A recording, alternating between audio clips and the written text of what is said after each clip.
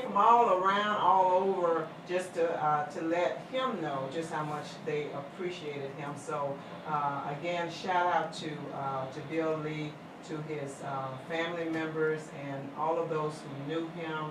And we just thank God for that memory, and we thank God for the opportunity of having known such an individual, such an awesome individual as him. Okay, so now we want to move on to my friend Margie. And Margie, what's been happening in terms of Volusia tax reform? Are you guys doing some things now? Are you looking at and maybe pulling together some things to compare from when you've gone in and looked at some of these budgets before? And I know you had a committee that tried to look at and work with Daytona Beach even back when. Right. And we were looking at the situation that they have now, even though they've come up with some ways of dealing with it. One of the things that a commissioner, and it's one of the newer commissioners tried to impart is this: okay, we move money from here to plug that hole, and we move money from there to plug that hole, but the bottom line is that we didn't create any new revenues to do that, so what we've done is just move money. Rob Peter to pay Paul. Yeah. Great way of budgeting, isn't it, Gwen? Yeah, right. You know, the Volusia tax reform, we've been around, it's going, can you believe this, Gwen? 6 years. Oh, gosh. 6 years.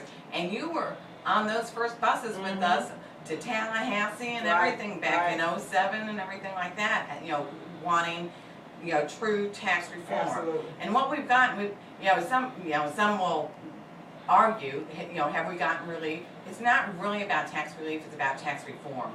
And what I found, Gwen, our government's broken. I mean, we were the canary in the coal mine 6 years ago, you know, working in the real estate industry, that we saw what was going to happen, and that if our governments didn't stop spending and spending and spending, that our economy would go into a downward spiral. Well, look at where we're at right now. And Daytona Beach, for example, I think it was like in 02, 03, they had like a little over $100 million budget. What is it today, Gwen? Or it's over 200 million, isn't it? Okay, it's growing and growing and growing, and they've been having problems. I'm really concerned about Daytona Beach, actually, and I know you're running for mayor, which I want everyone out there to know that I endorse you, Gwen, for mayor. Thank you. I endorse you and I support you for mayor. But let's look at Daytona Beach. Their pension deficits, their unfunded pension liabilities are, you know, last year was in the millions. And I think Big just mentioned that there is a pension deficit for the current fiscal year we are in for the pensions as well.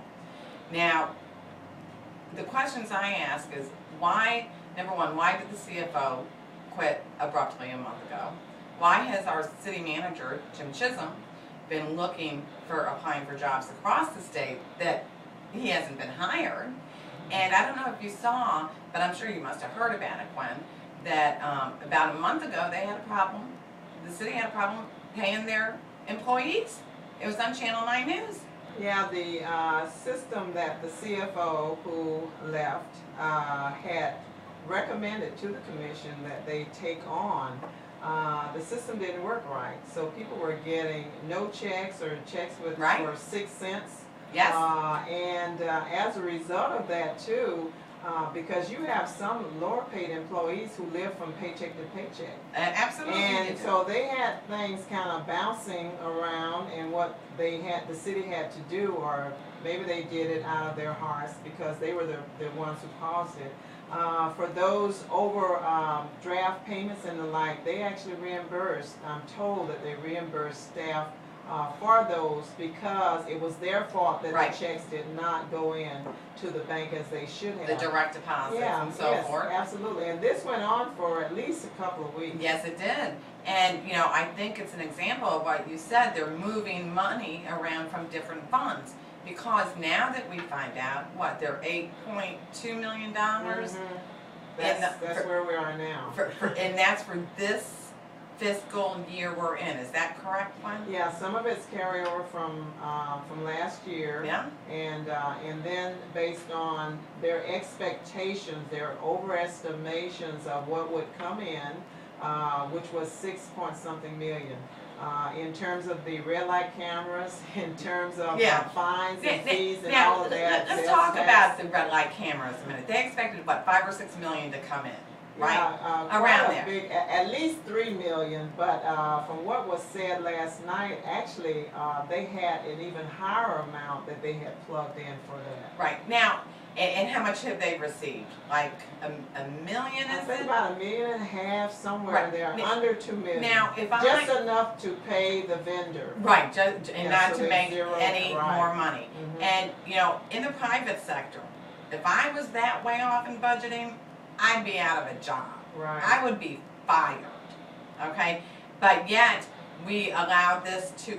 We find that's okay in government. That's not acceptable. No. And they keep wanting to find more revenues when it's really it's prioritizing their budget, spending appropriately. There's so many ways, as you know, Gwen, that they could save money and reduce cost. Mm-hmm. Health insurance, bid that out to the private sector, or tell the insurance agents to sharpen their pencil. We, in the studies that we have had, I don't know what the current year is, but about 2 years ago, we compared all the cities in their health insurance costs. And the average city they paid about between $400 and $500 a month per employee of the city. Well, then the lowest one at the time was Ormond Beach, which was like $325 a month per employee. There is between $100 to $200 discrepancy between Ormond Beach, Port Orange, Daytona. And why was that? Because the mayor of Ormond Beach told the insurance company to sharpen their pencil. And they did. And there are ways they can reduce the cost of government by becoming more efficient, but they choose not to. And I want to be surprised if Daytona Beach is on the verge of bankruptcy. I really want to be surprised. It's happening across the country to other cities. And we were in that position back in 2003, 2004, when they came in and they were talking about receivership and the like. And what we did was we developed this fiscal integrity ordinance. Mm-hmm. But what has happened with that since I left office, what's and happened? others, Yeah. they've changed it. They've changed different parts of it so that now you don't really have to justify new positions. Right. And that was a requirement of the fiscal integrity ordinance. You had to justify the fact that you needed an additional position, all positions. They don't really, when they took money from somewhere, they were actually supposed to repay those dollars. It wasn't, that's no right. bank that was just free and you go and you just get the money out and you never have to worry about repaying it.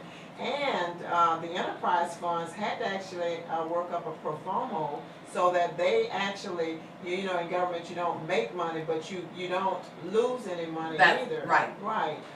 So all those things. But of course they really do make money. But then they spend it. Yes. They justify their budgets to spend it if they And make especially money. water and sewer. That's the the big cash money. cow, Yes, it is. The water and sewer is the cash and that's cow. where they went to pull the money, to put it back into the fund, which is what we call the rainy day fund. Right. And see, I think that was one of the problems with why the employees didn't get paid, is because they were trying to move money around like that. Number one, but number two, I think there was a serious problem, and I wouldn't be surprised if it's on the verge of bankruptcy. I mean, I asked the question, why did the CFO quit? Why has Chisholm been looking for a job?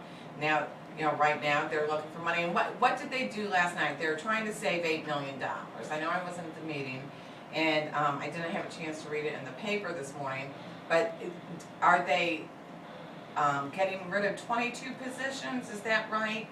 No, in actuality, it's now just a couple positions. Right. Because what they're doing is freezing some positions. There are some positions where they're just positions in title only.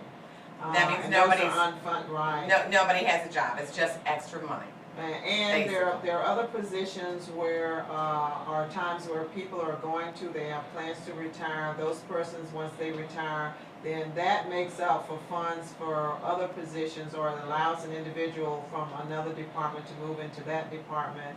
So they've got a lot of shifting and all that's going to be going on, so that those positions that they thought might end up being terminated or laid off, they're going to actually be able to get into other positions. They'll have that opportunity.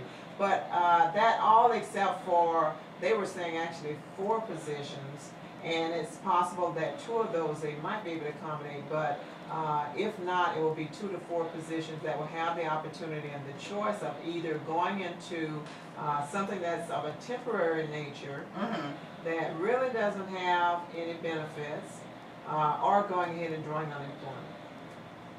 Now, and how much money would that save? Did they say?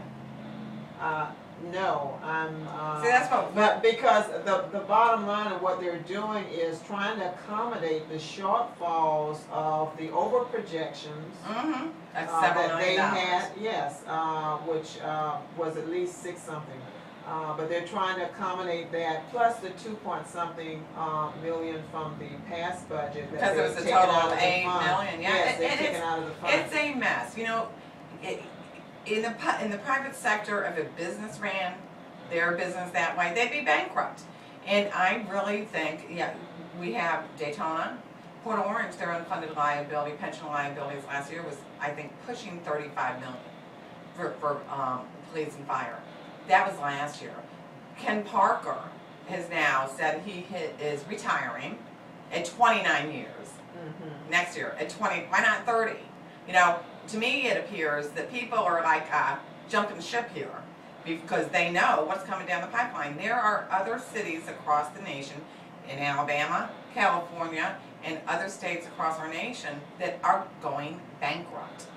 And I really see that happening here. It's, you know, if they would have just prioritized their spending, become more efficient with the money that they already had, when we first started Volusia tax reform in '06, then I don't think these cities here locally would be as in bad shape as what they are now. And you know, I'm in the real estate industry. I'm not a realtor, but I'm a title agent. I do the real estate closings. In Daytona Beach, those properties, Gwen, you know, when you are elected mayor,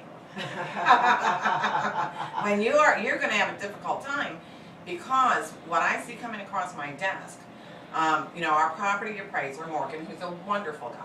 I really like Morgan. Yes. He's a fair guy. He's honest, and he has integrity and character. Absolutely. Like you do, unlike some of your opponents, which I will not name. But anyway, a couple properties that, I have several properties in Daytona Beach that have come across my desk, and Morgan's assessed values are supposed to represent about 85% of the true market value. So if there's an $80,000 home, that house should be, you know, really worth about $95,000. Okay, and some of these properties that are selling in Daytona Beach, Morgan has assessed around $80,000. They're selling for about 20, between $20,000 and $30,000. Now, what I see happening is in Morgan's office, because we're getting calls from our buyers that have purchased homes this past year. I guess Morgan Gilreath's office has sent out letters to all the buyers asking, is this distressed property? Was it a legitimate transaction, what you call an arm's length transaction? Was it a distressed property? Well, you know what? These sales were all good sales. They were arm's length. They were legitimate. They were not distressed. They weren't in foreclosure. And so what you're going to see is Morgan is probably going to have to drop the values in Daytona Beach, Gwen. Right. And then what's going to happen? Which reduces the property taxes. But then, the city, but then if the city maintains the same budget as last year, then the millage rate's going to go up. It's going to go up. You're going to see a huge increase if that's what happens. Which is going to add an even greater burden on these already distressed. Yes, Not only property owners, but, you know, that means businesses also who pay the absolutely. brunt of That's right. property taxes, and so the city will find themselves in an even more difficult situation. Yes. And so who's going to want to pay $2,000 property tax on a $20,000 piece of property? You know, I have talked to investors on that, but they said, you know, if we're only paying 20 grand for a house, you know, who cares if it's $200 a month for property taxes? Well, I do. Yeah, absolutely, absolutely. Yeah, that to me that was the downfall of the